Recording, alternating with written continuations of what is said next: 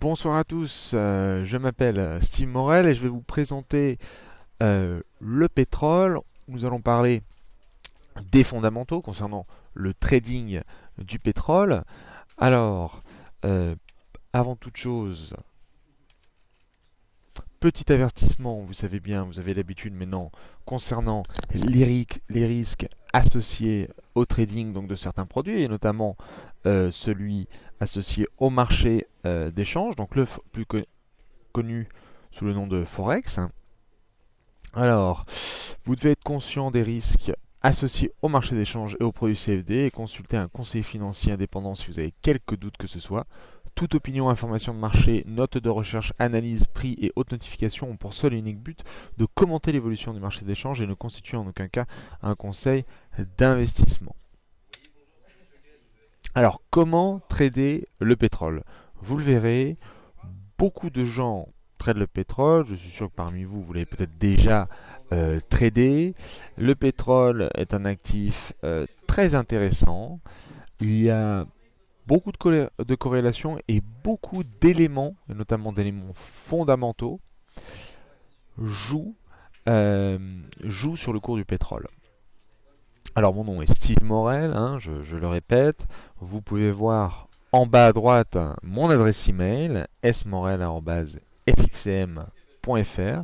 N'hésitez surtout pas à me contacter pour toute question, hein, que ce soit voilà, par rapport au pétrole, par rapport peut-être à quelques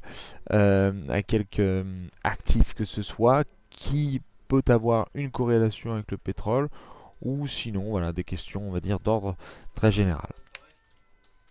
Alors, nous allons commencer ce webinaire tout d'abord en présentant qu'est-ce que le pétrole au fond, hein. Nous verrons ensuite les acteurs principaux, puis nous allons analyser certaines de leurs stratégies. Dans une seconde et dernière partie, nous étudierons les crises pétrolières qui ont marqué notre histoire, étudierons quelques graphiques, et ensuite je vous donnerai des conseils, hein, je vous ferai part de mon opinion sur comment trader le pétrole de façon réussie, bien entendu. Je vous dirai aussi les erreurs à éviter. Alors qu'est-ce que le pétrole? Le pétrole est une énergie fossile non renouvelable, donc épuisable. Donc c'est-à-dire que si vous voulez, chaque puits pétrolier épuisé ne sera pas renouvelé. Il faut donc sans cesse en trouver un autre, explorer de plus en plus de terre, de temps en temps creuser de plus en plus bas, de plus en plus profondément pour pouvoir voilà, trouver cette ressource qui est absolument essentielle, hein, en ce moment dans notre économie et certainement pour les 10 à 15 prochaines années pour le bon fonctionnement tout simplement de notre planète, hein, notre monde, notre modèle économique est très dépendant du pétrole. Alors, quand on dit non renouvelable, c'est non renouvelable à l'échelle de l'homme. Parce que le pétrole se renouvelle en fait, mais ça prend 1 à 2 millions d'années. Donc autant vous dire que d'ici là, je pense qu'on aura trouvé autre chose.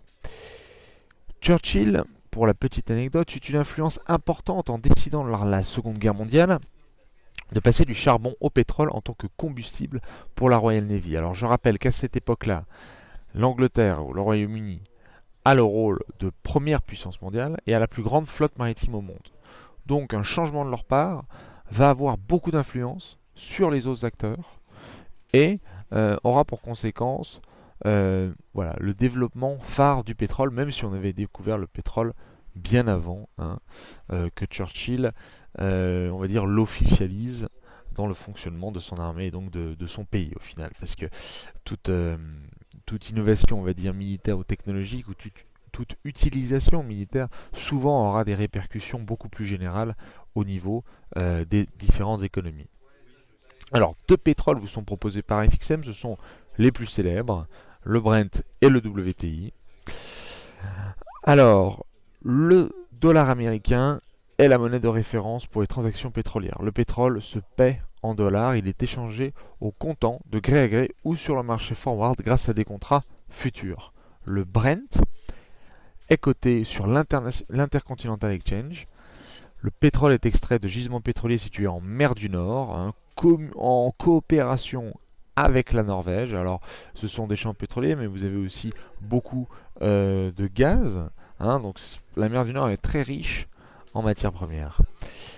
Le Brent est très intéressant, hein. Gardez un œil sur le cours de Brent est très intéressant, même si vous ne le tradez pas, même si vous tradez par exemple le WTI ou d'autres pétroles, comme le pétrole par exemple de Dubaï. Gardez un œil sur le Brent est très intéressant parce qu'ils sont pris, hein, son cours détermine celui de 60% des pétroles extraits dans le monde. Donc le cours du Brent peut vous donner beaucoup d'indices et peut vous aider dans votre prise de décision.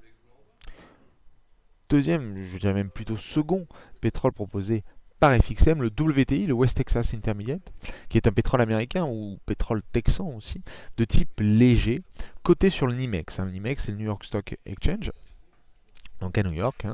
Plus léger que le Brent, donc plus facile à transformer. Il y a une certaine économie, il tend ainsi à avoir un prix plus élevé, ce qui n'est pas le cas actuellement. Cependant, le cours du Brent est actuellement supérieur en raison d'une production américaine importante. Il y a eu une augmentation de l'offre et d'investissements aussi importants. Les Américains ont beaucoup investi dans leur infrastructure, que ce soit au niveau de leur pipeline, et puis ils ont augmenté leur quota de production. Alors tout ceci est bien évidemment stratégique. Alors pourquoi avoir décidé de voilà, faire baisser le prix du pétrole pendant une certaine durée? Alors il y a tout un tas de raisons économiques, géopolitiques, qui sont voilà, il y a autant de raisons que d'idées au final, parce que beaucoup de choses sont défendables si bien argumentées. Alors, maintenant les principaux acteurs. Donc, qui tient à ce marché? Est-ce qu'il y a réellement des pays qui ont plus d'influence que d'autres, ou est-ce que parce que voilà le pétrole, tout le monde en a besoin, est-ce que voilà il y a beaucoup d'acteurs et au final on n'arrive pas vraiment à s'y retrouver?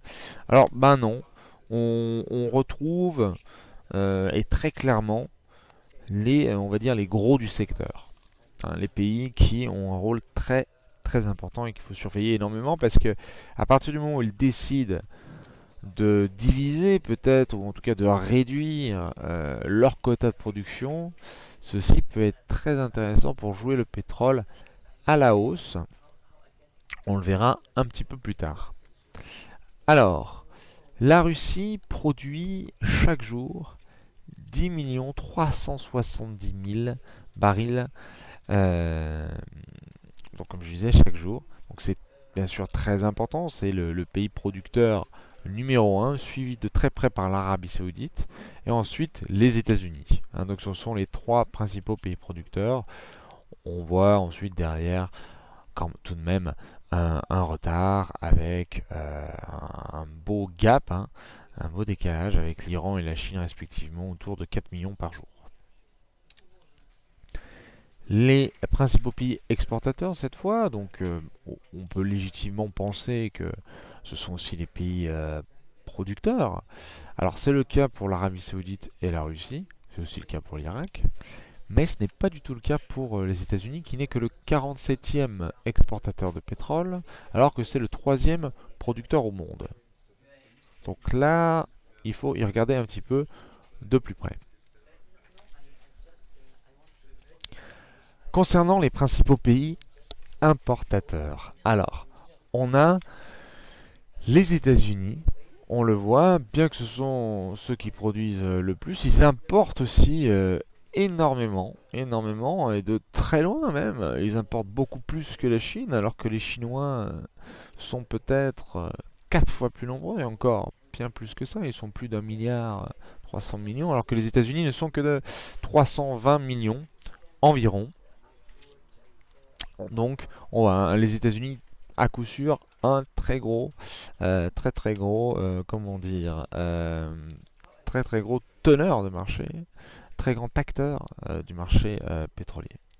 La Chine, bien évidemment, qui a besoin de pétrole pour pouvoir alimenter sa croissance, même si la Chine utilise, et ce, à haut niveau, et de plus en plus, le charbon comme alternative. Et le charbon tend, comme le cours du charbon tend à augmenter, parce que beaucoup de pays commencent à se remettre à utiliser du charbon, donc ce qui est, bien sûr, pour des raisons environnementales, climatiques, assez dérangeant, hein. L'utilisation du charbon peut être beaucoup plus polluante que celle du pétrole, qui est une énergie certes sale, mais toujours quand même plus propre que le charbon. Même si les deux, hein, quand mal maîtrisés, peuvent avoir des conséquences tout à fait dévastatrices sur tant bien l'être humain que sur la planète, hein. On voit la Corée du Sud, qui importe aussi 2 590 000 barils par jour. La Corée du Sud, qui on le verra comme le Japon, ne possède aucune ressource pétrolière, aucun puits de pétrole sur son territoire national et qui est donc obligé de tout importer, ce qui pose un problème stratégique. Et on y vient justement à ces stratégies, avec tout d'abord la stratégie américaine. Alors qu'est-ce qu'on voit? On voit que les États-Unis n'exportent que très peu, alors qu'ils produisent et importent beaucoup. L'économie américaine est extrêmement dépendante du pétrole, ce qui pose un problème sur le long terme. Moi qui ai eu la chance de vivre aux États-Unis pendant 2 ans, je peux vous dire que leur économie est extrêmement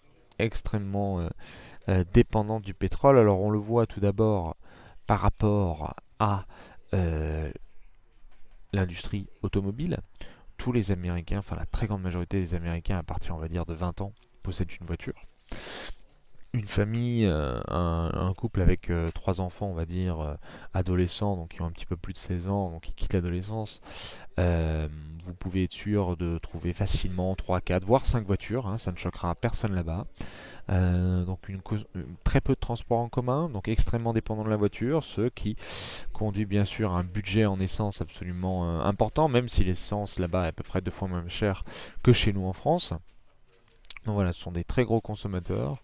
Et autre chose, par exemple, si vous avez eu l'occasion d'aller aux États-Unis, notamment pendant l'hiver, vous rentrez dans des magasins, que ce soit des centres commerciaux ou quand vous allez à la poste ou dans des bâtiments officiels, vous vous apercevez que tout est presque surchauffé. À partir du moment où vous êtes entré dans un bâtiment, vous êtes obligé d'enlever votre manteau parce que vous avez chaud, il fait peut-être 22-23 degrés, quoi. Donc voilà, c'est pas le même chauffage qu'en France, on va dire, qui n'hésite pas à se mettre plus ou moins à l'aise, en tout cas à créer un environnement confortable, et ils se chauffent principalement au pétrole.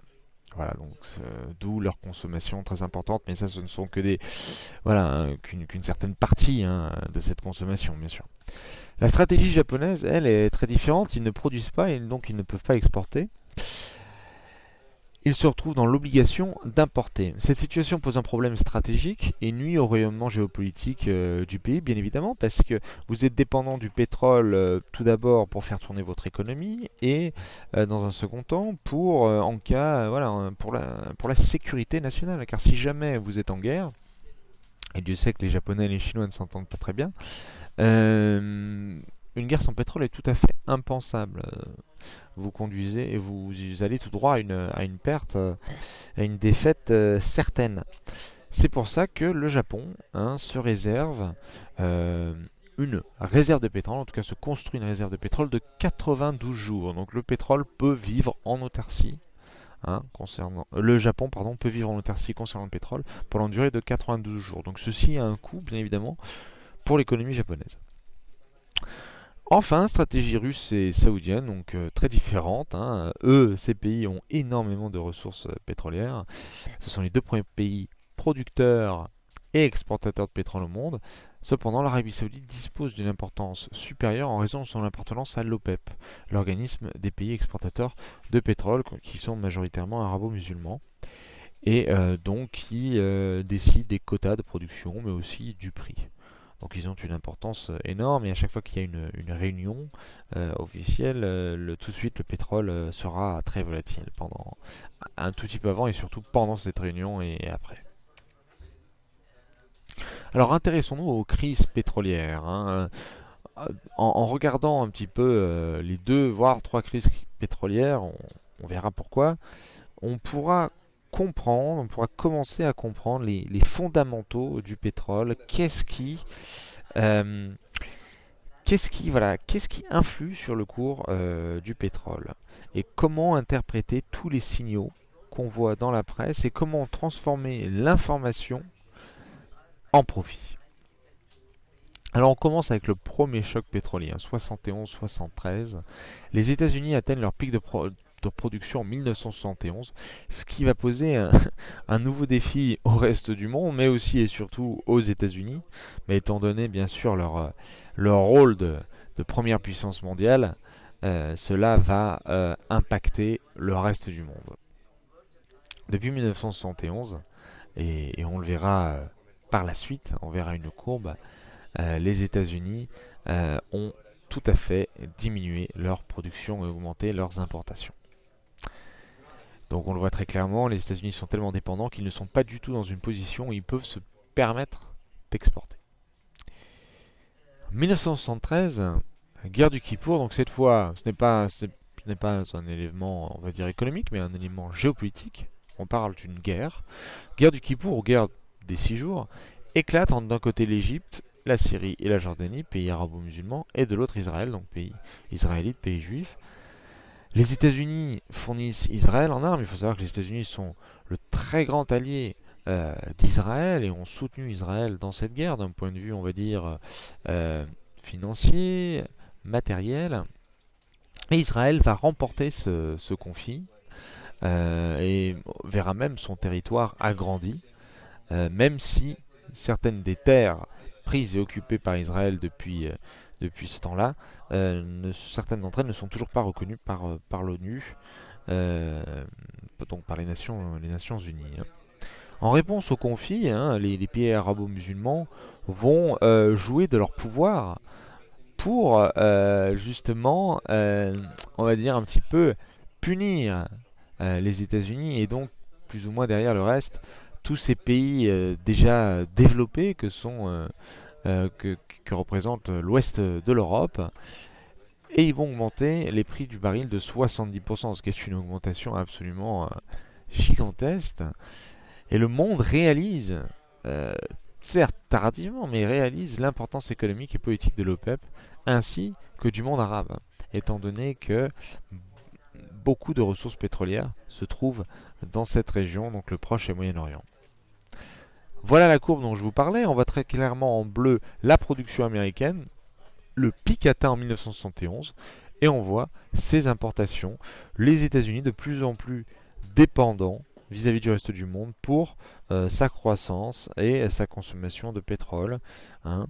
Et depuis ce jour-là, depuis 1971, les États-Unis ont aussi grandement réduit leur exportation. Donc le pétrole américain qui est produit sert en très très grande majorité au marché américain, et le pétrole qui peut être destiné à un autre usage souvent est offert à des pays en très grande difficulté. Donc les États-Unis fait beaucoup ça avec certains pays-îles de l'océan Pacifique, où il y a beaucoup d'États-nations très très petits géographiquement.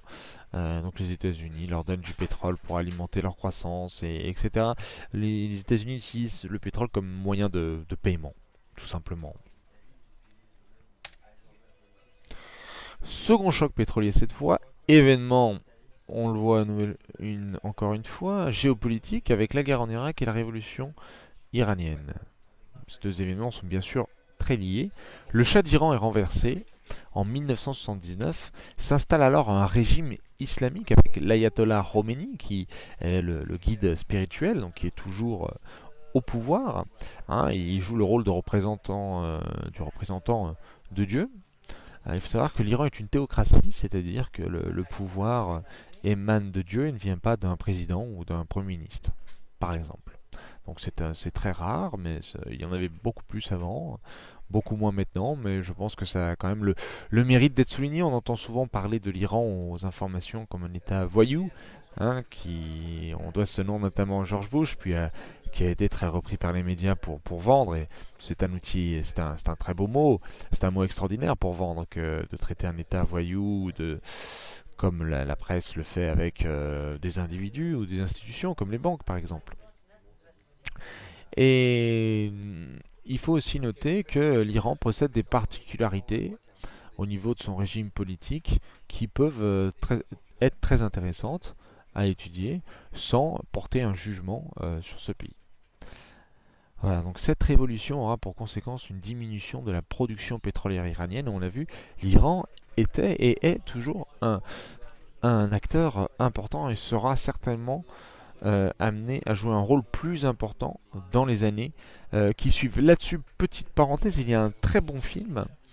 Il y a vraiment un très bon film qui s'appelle Argo, euh, qui a pour acteur principal Ben Affleck, et qui justement traite ce sujet de la révolution iranienne, où notamment, élément marquant, prise d'otage de l'ambassade américaine euh,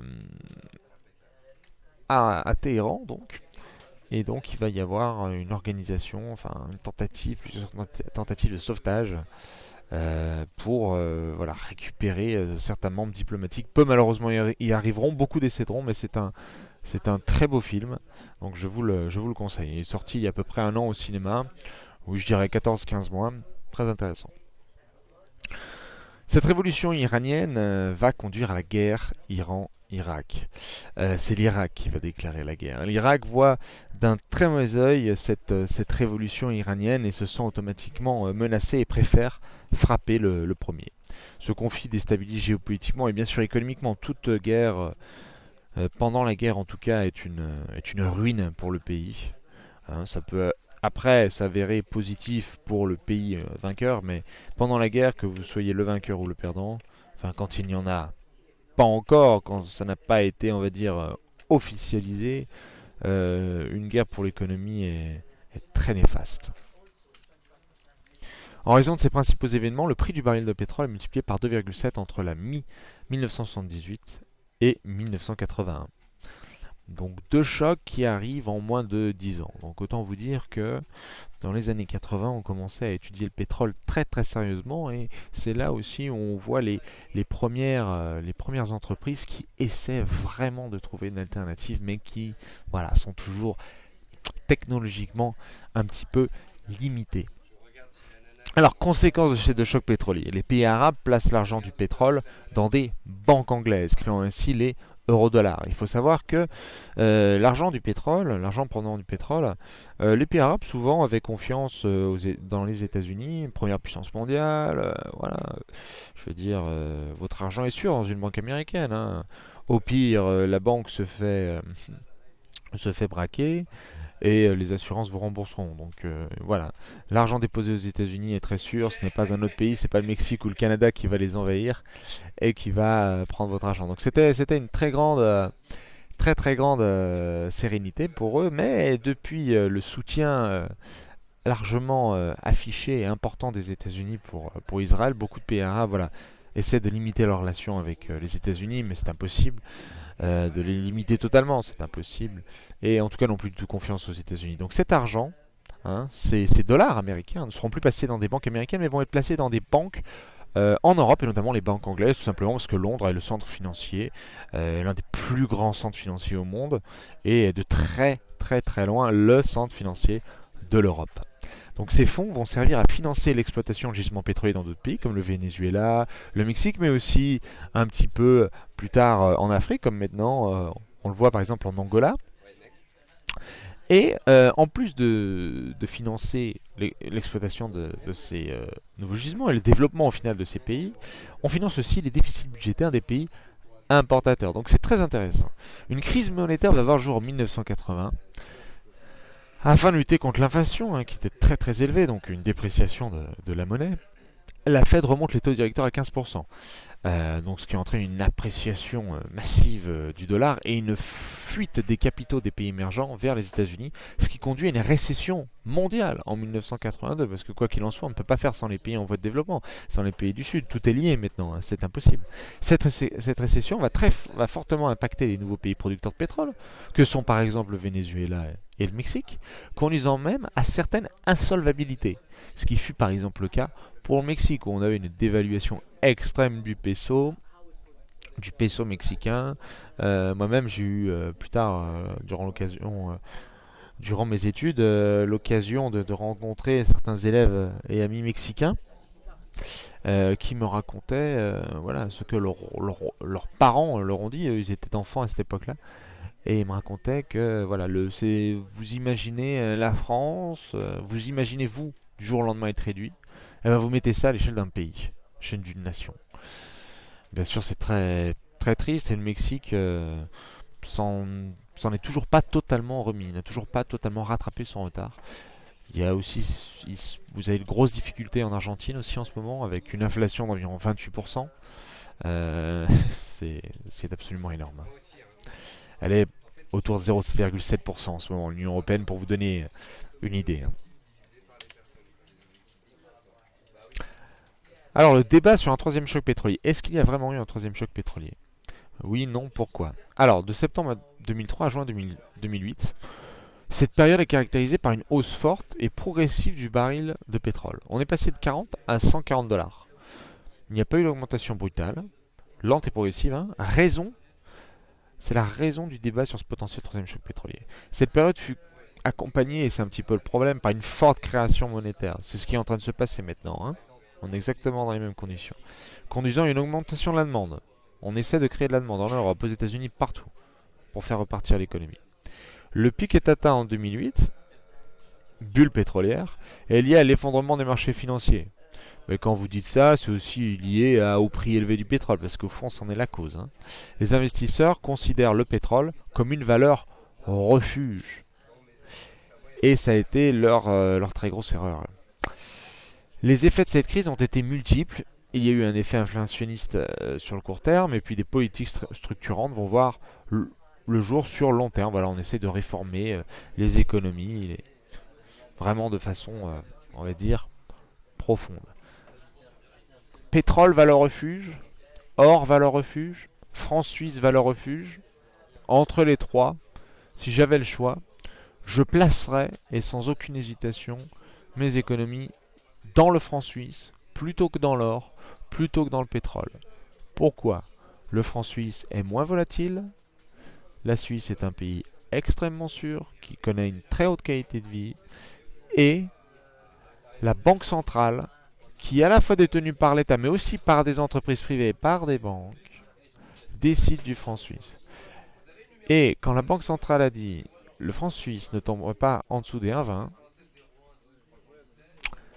eh ben ils avaient raison parce que ça n'est jamais tombé en dessous des 1,20. Donc vous voyez, c'est une certitude. Vous pouvez être sûr qu'on peut aller de 1,20 pour l'USDCHF, de 1,20 à 1,50, grand maximum 1,60. On n'ira jamais au-delà. Donc voilà. Tandis que l'or est extrêmement volatile. On a vu des plus hauts historiques il y a quelques années, mais non, on redescend vers des plus bas historiques. Le pétrole, le pétrole est très volatile, donc ce sont des actifs à risque. Là, et on l'a vu, dès le début de la crise, l'or baissait. L'or après est monté et après a baissé. Et on voit que c'est tout sauf une valeur refuge. Même si, bon, tout le monde le dit, mais vous regardez les graphiques et vous vous apercevez très clairement que ce n'en est pas une. Ou en tout cas qu'il y a une grosse déficience. Pareil pour le pétrole. On l'a vu, regardez ce qui s'est passé avec la banqueroute de certains pays. C'est pareil. Pour le franc suisse, ce n'est pas encore arrivé, donc à surveiller.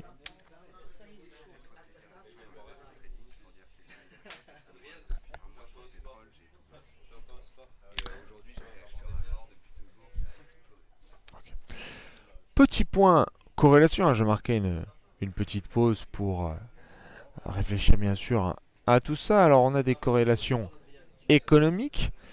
Les périodes de croissance conduisent généralement à une augmentation du prix du baril de pétrole. C'est là où interviennent les pays émergents, qui sont vraiment les moteurs de la croissance mondiale. Ces pays peuvent avoir des croissances rapides, devenant de plus en plus gourmands en pétrole, bien évidemment. Par exemple, les croissances spectaculaires de la Chine et de l'Inde nécessitent de très grandes quantités de pétrole, même si, je vous l'ai dit, la Chine commence progressivement à se tourner vers le charbon. Les innovations technologiques vont avoir un impact, bien évidemment, tout comme les futurs substituts, les deux sont liés, sur l'évolution du cours du pétrole. Grâce aux progrès technologiques et aux différents efforts des pays développés pour limiter leur dépendance au pétrole, parce que la dépendance n'est jamais une bonne chose au final, de nouvelles technologies de substitution vont voir le jour. Par exemple, le nucléaire qui prend de plus en plus d'importance comme source d'énergie alternative à ce pétrole. Ou on me dit par exemple l'éolienne. Oui, c'est vrai, mais n'oubliez pas, et très peu de gens le savent, que l'éolienne est une énergie certes alternative, mais fortement déficiente, étant donné que l'énergie qui est stockée, l'énergie qui est reçue, hein, qui est créée grâce à l'éolienne, va être stockée. Pour stocker cette énergie, ça demande aussi de l'énergie. Des usines à charbon sont entièrement dédiées à ça. Donc vous voyez, énergie propre au final, il y a une certaine déficience. Des corrélations à la vue économique, technologique, politique cette fois avec la stabilité des principaux acteurs. Une stabilité politique des principaux producteurs, exportateurs et consommateurs contribuera à limiter les fluctuations du prix du baril. Ensuite, outre politique, géopolitique. Attention à, on va dire, les petites amertumes qui peuvent y exister entre les différents pays et les ambitions de certains. C'est là où le nationalisme d'un acteur pourra vraiment impacter le cours du pétrole. Vous voyez, voilà, le pétrole est une ressource essentielle directement reliée aux stratégies de défense des pays. Une guerre sans pétrole, comme je l'ai dit en début de ce webinaire, est impossible. Alors, petite étude de cas, on va se concentrer cette fois, après avoir vu les fondamentaux, on passe au cas pratique, où on se concentre sur la guerre du Golfe 90-91. On sort de 8 ans de guerre, l'Irak est endetté à hauteur de 150% de son PIB. Ça nous rappelle aussi un petit peu l'Italie en ce moment, même si on n'en est pas loin malheureusement. Petite parenthèse, le Koweït dispose de ressources pétrolières importantes et devient de plus en plus attractif aux yeux de l'Irak. Et il y avait un accord sur les prix entre l'Irak et le Koweït ne respectait pas très bien. Il faut savoir aussi d'un point de vue purement, on va dire, culturel, que l'Irak a toujours un petit peu considéré le Koweït comme son jardin et comme appartenant plus ou moins à l'Irak. Occasion rêvée, Saddam Hussein envahit le Koweït. Une coalition excusez-moi, internationale soutenue par l'ONU verra le jour et aura pour but de libérer le Koweït. Les États-Unis, sous l'égide de l'ONU, avec l'accord, l'ONU et beaucoup de pays, envahissent l'Irak le 16 janvier 1991. Alors, qu'est-ce qu'on voit? En bleu, le WTI, en vert, le Brent. Vous le voyez, effectivement, à cette époque-là, le WTI était plus cher, ce qui est tout à fait l'opposé en ce moment. 2 août 1990, invasion du Koweït par l'Irak. Alors là, à partir du moment où l'Irak déclare la guerre au Koweït, le cours du pétrole explose. On atteint un pic aussi entre le 22 septembre et le 13 octobre, quand justement Israël menace d'attaquer l'Irak et l'Irak menace d'attaquer Israël. Donc on a l'arme nucléaire qui entre dans le conflit, et là du coup, crise, panique, explosion du cours du pétrole. On voit un magnifique pic. Et ensuite, on parle de plus en plus de l'ONU, on parle de plus en plus des États-Unis, et on est de plus en plus sûr que les États-Unis vont envahir l'Irak. Ça y est, maintenant on le sait. Et le pétrole baisse. Et à partir du moment où, le 16 janvier 1991, les Américains envahissent, à partir du jour où ils posent le pied sur le territoire irakien, chute brutale du pétrole.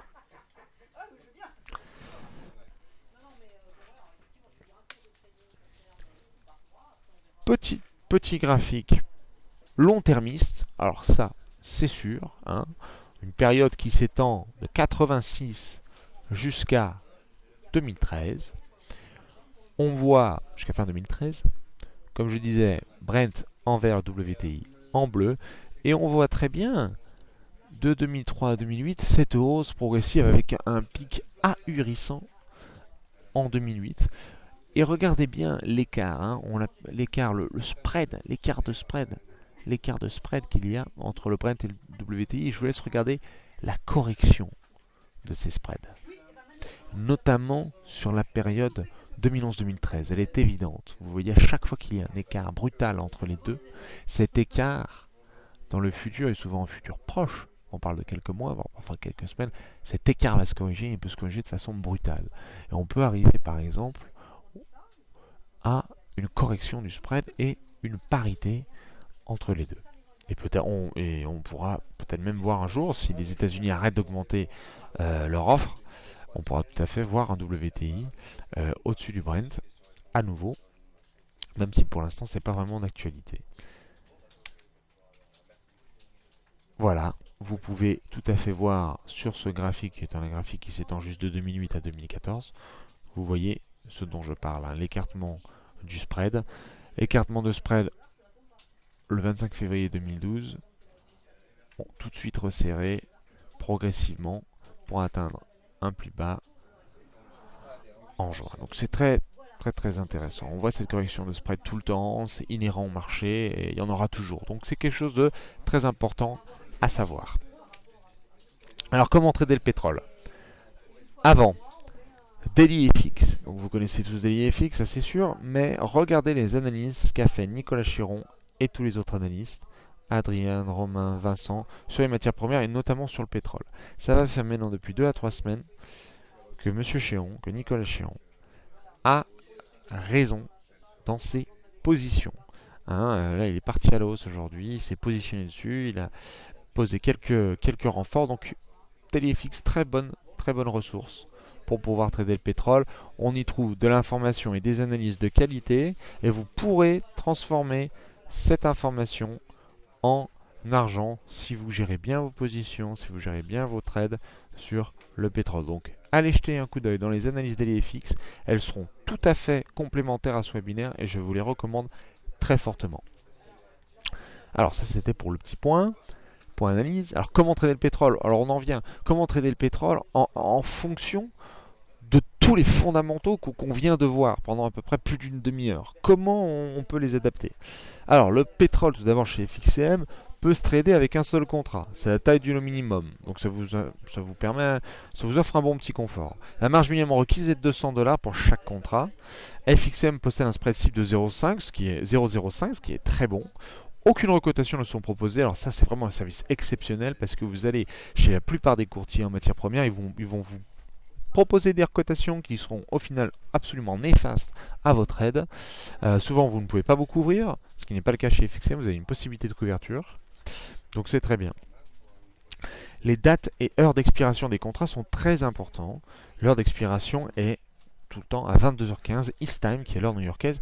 En ce moment, il y a 6 heures décalage, mais il peut y en avoir 5 aussi. Ça dépend en fonction de l'heure d'été, l'heure d'hiver. Ils ne sont pas réglés de la même façon. Il n'y a pas une concordance automatique entre l'Europe et les États-Unis. Petit tableau récapitulatif important. En haut, vous pouvez voir les marges requises dans trois devises différentes. L'écart à FXM cible, la distance minimum d'arrêt point, 0,1, c'est excellent. Et on voit, là vous avez un petit exemple, par exemple, US Oil, UK Oil, donc qui est WTI et Brent. Et vous voyez, voilà, la date de basculement FXM en fonction de l'expiration de référence, donc qui est basée sur les futurs. Donc on voit, ça peut aller de 1, 2, voire 3 jours avant. Le pétrole est un actif possédant une haute volatilité, ça on l'a vu, les graphes le démontrent. Et l'ensemble des fondamentaux, la multitude, la diversité, la richesse de tous ces fondamentaux conduisent à la volatilité extrême du pétrole parce qu'il y a beaucoup d'acteurs dessus et le pétrole est tout simplement au cœur de notre économie. Sans pétrole, on ne peut pas vivre. C'est malheureux, mais c'est comme ça. Ceci est dû à plusieurs facteurs. Cet actif est aimé des spéculateurs, sa demande fluctue, comme je le disais, et il peut être considéré comme valeur refuge, comme l'a montré le pic pétrolier de 2008, même si au final, l'explosion de cette bulle démontre qu'au final, le pétrole, tout comme l'or, comme valeur refuge, c'est tout à fait un débat. Un débat qui sera de plus en plus courant, vous verrez. Donc vous m'avez compris, je vous conseille très fortement le franc suisse comme valeur refuge. L'or, en tout cas, j'attendrai qu'il baisse pendant, je dirais, 1 ou 2 mois parce que je le vois pas augmenter incessamment sous peu. Je ne vois pas l'or remonter avant bien 1 ou 2 ans. Alors, nous vous conseillons de mettre des stops de 50 à 60 points. Donc, pour certains qui traitent les devises, vous pouvez nous dire, mais c'est beaucoup trop, on n'est pas assez proche. N'oubliez pas qu'on adapte son stop, on adapte la distance de son stop comme la distance de ses limites par rapport à notre stratégie, au money management bien sûr, mais aussi et surtout à chaque actif et à sa volatilité. C'est très important. Le pétrole est volatile, donc on met des stops larges, des limites larges aussi. Stop 50-60, ratio 1 pour 2, limite 100 à 120 points. Voilà. Classique. Pour les débutants, il serait préférable de commencer par du swing trading en démo. Et vraiment pour les personnes possédant un niveau avancé, vous pouvez faire de l'intraday en réel. Mais c'est plus difficile. Commencez déjà, si vous êtes moyen, faites du swing en réel. C'est déjà un très bon début. Là, regardons les corrélations principales, hein, que l'on peut tirer de cette analyse, qu'on peut extraire. Vous avez le dollar US qui est la première monnaie au monde, donc c'est la monnaie que toutes les banques centrales veulent avoir absolument, hein, comme réserve de devise pour pouvoir se protéger contre la variation de leur propre devise nationale, que ce soit la roupie en Inde, le réal au Brésil, etc. C'est une sûreté. Et plus vous allez avoir comme réserve des dollars américains, plus cela va vous pousser à apprécier votre monnaie en théorie et aussi à assurer une certaine stabilité économique et au-delà de ça politique à votre pays et à vos citoyens. Donc comme le pétrole se paie en dollars, quand les investisseurs subissent une dépréciation du dollar, on va vendre ces dollars, on n'en veut plus, leur valeur est en train de baisser. On vend ces dollars pour acheter du pétrole. Et donc, c'est pour ça que quand le dollar baisse, le pétrole augmente. Corrélation intéressante, surtout entre l'USD, entre le dollar US et l'US Oil, donc le WTI. Corrélation, elle aussi, importante mais différente entre le livre sterling, la bonne livre sterling, le GBP et le UK Oil, donc le Brent. Le GBP est la devise utilisée au Royaume-Uni, pays producteur du Brent, avec la Norvège aussi. Toujours intéressant de surveiller un petit peu la couronne norvégienne. Étant donné que le Brent se paie en dollars et non pas en livres, une appréciation du cours du Brent tend à contribuer de façon positive à l'économie britannique. Ce qui généralement conduit à une appréciation du GBP plutôt sur long terme, d'ici 2-3 mois, par rapport à d'autres devises. Analyse daily FX, je vous en ai parlé. Plusieurs analyses sur les matières proposées par FXCM. Et surtout, en ce moment-là, très bonnes analyses, des analyses en tout cas qui reflètent tout à fait ce qui est en train de se passer dans le marché. Donc très bonne anticipation de la part de nos analyses, ça vaut vraiment le coup. Forum Daily FX, le forum est très attractif, on a une communauté on est très fiers, qui est vraiment importante maintenant et qui grandit de jour en jour. On voit des personnes actives, surtout qui apportent des informations, tout comme nos analyses, très riches. Euh, Formidable pour apprendre, formidable.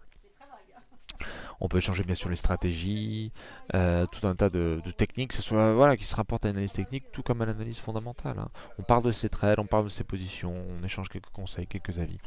Très intéressant. Une section spéciale du forum est d'ailleurs entièrement dédiée au Brent et au WTI. Alors, j'étais pour moi ravi de passer ces 45 minutes avec vous. J'espère que vous avez été satisfait de ce webinaire et que vous avez pu apprendre des choses. Alors, sachez que je me tiens entièrement, bien sûr, à vos dispositions. Vous avez mon adresse en bas de cette page. Donc, je répète, hein, je suis Steve Morel, smorel@fxcm.fr, et puis n'hésitez surtout pas à me contacter. Je vous souhaite à tous un très bon appétit ainsi qu'une fantastique soirée. Au revoir.